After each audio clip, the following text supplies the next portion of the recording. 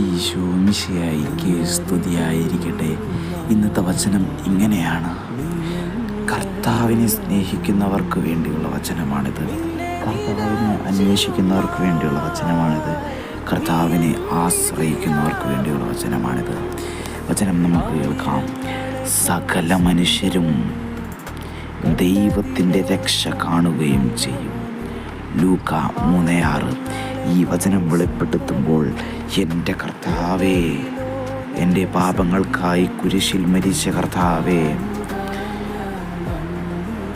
എൻ്റെ ഉള്ളിലെ പാപത്തെ കളഞ്ഞ കർത്താവേ, എന്നെ ശുദ്ധനാക്കിയ കർത്താവേ, ഞാൻ അങ്ങിൽ ആശ്രയിക്കുന്നു എന്ന് പറയാം. എണ്ണമില്ലാത്ത അത്രത്തോളം നന്മകൾ എൻ്റെ ജീവിതത്തിൽ തന്ന കർത്താവേ, അങ്ങേക്ക് ഞാൻ നന്ദി പറയുന്നു കർത്താവേ. എത്ര നന്ദി പറഞ്ഞാലും മതി വരാത്ത കർത്താവേ, അങ്ങേക്ക് ഞാൻ നന്ദി പറയുന്നു.